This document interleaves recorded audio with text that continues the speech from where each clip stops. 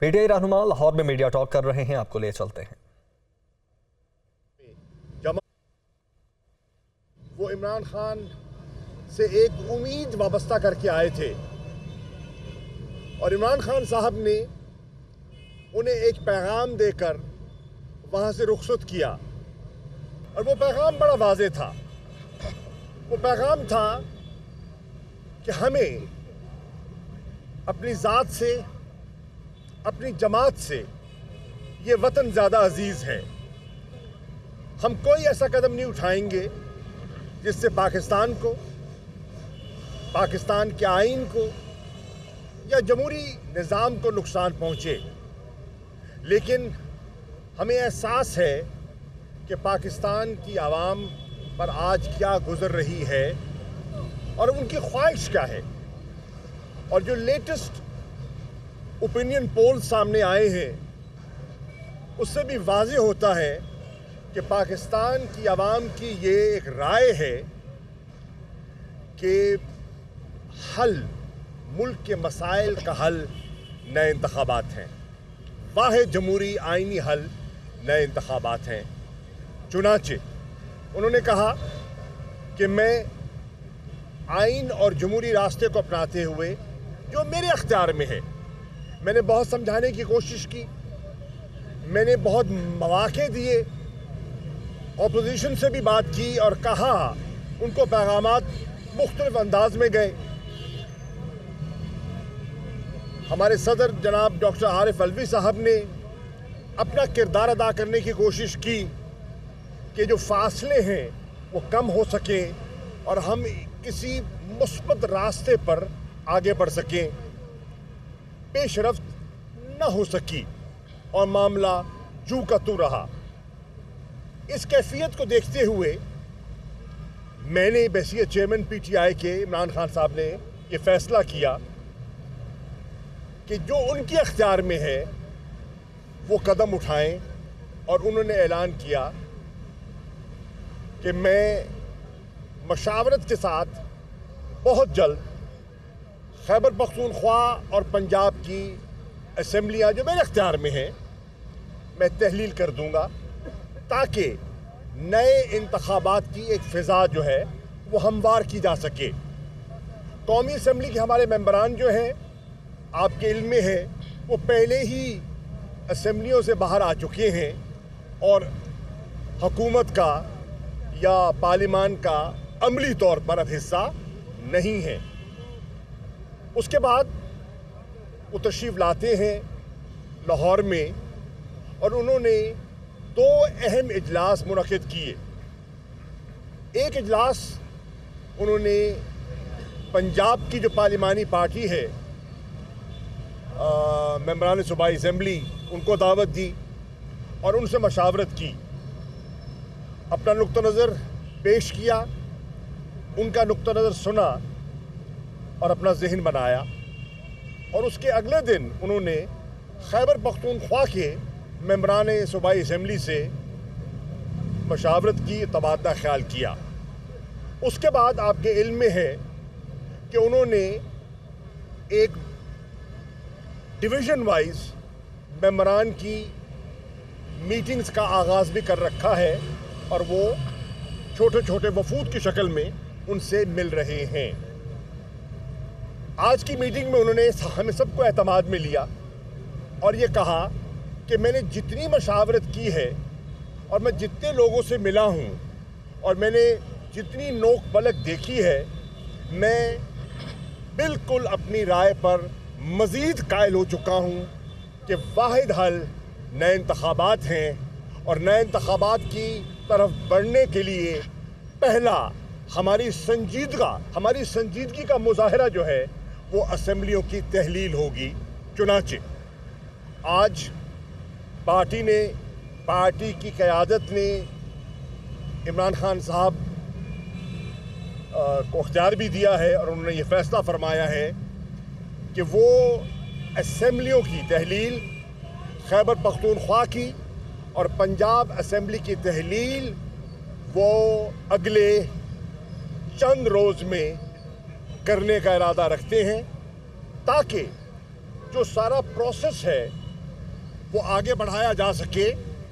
और हमारी ख्वाहिश है कि अगर वफाकी हुकूमत PDM की अभी भी वो अपने मफादात को मुल्क की मफादात पर तरजीह देना चाहते हैं और जनरल इलेक्शन की तरफ नहीं बढ़ना चाहते और मुल्क को मज़ीद डबोना चाहते हैं, तो ये उनका फ़ैसला है।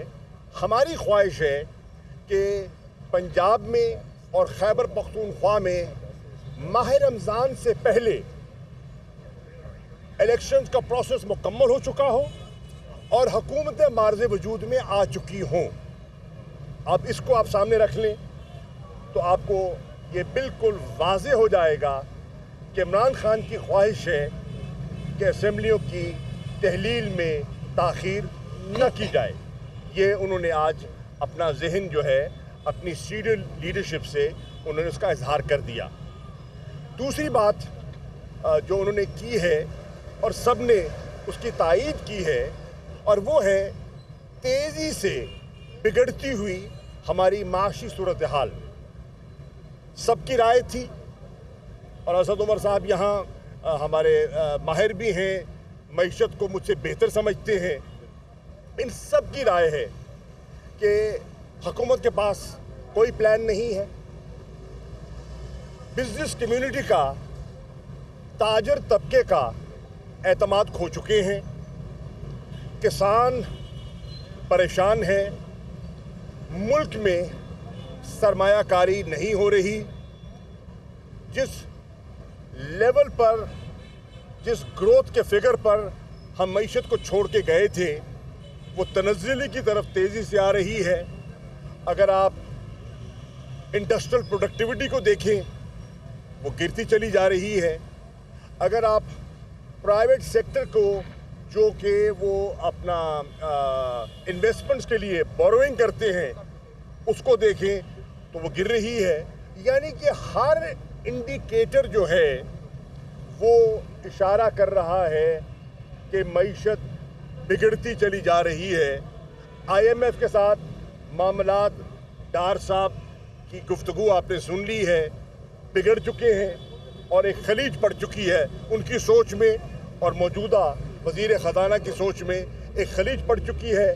मिफ्ता इस्माइल साहब और डार साहब की जो एक मज़ाकरा है, वो एक खुलेआम, एक खुली किताब की तरह आपके सामने आ चुका है। तीसरी चीज़,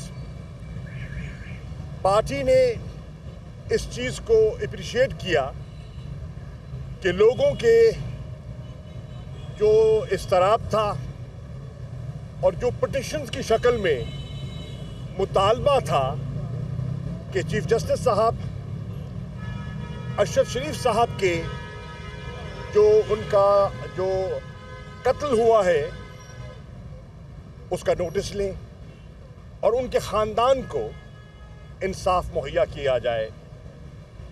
हमने, पार्टी ने अप्रिशिएट किया है कि चीफ जस्टिस साहब ने सुओ मोटो एक्शन लिया है और एक 5 रुकनी बेंच तश्कील दे दिया है।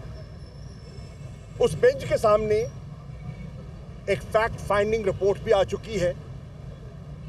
उस रिपोर्ट के सेलिएंट फीचर्स आपके सामने हैं, दोहराने की ज़रूरत नहीं है।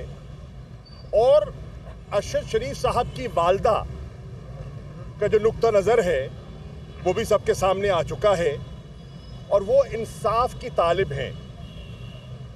हम समझते हैं कि इंसाफ होना चाहिए। हम समझते हैं कि इंसानी हकूक़ की पामाली जिस अंदाज में होती रही है उसका कोई जवाज़ एक महज़्ज़ब माशरे में नहीं ठहरता और उनको इंसाफ मिलना चाहिए। इसी तरह आपने आज़म स्वाति साहब का जो पूरी रुएदाद है वो आपके सामने है। आपने देखा कि किस तरह आज़म स्वाति साहब पे, शहबाज गिल पर जो केसेस बनाए गए और किस तरह इमरान खान साहब पर वज़ीराबाद में हमला होता है और वो अपनी मुद्दईयत में अपना पर्चा भी और अपनी FIR भी नहीं कटवा सकते। ये बहुत संजीदा मामलात हैं जिस पर हमारी कौम को, हमारी सिविल सोसाइटी को, हमारी जुडिशरी को और जितने स्टेक होल्डर्स हैं उन्हें संजीदगी से सोचना चाहिए, क्योंकि अगर ये एतमाद का फुकदान बढ़ता चला गया वो मुल्क के लिए नुकसानदेह होगा।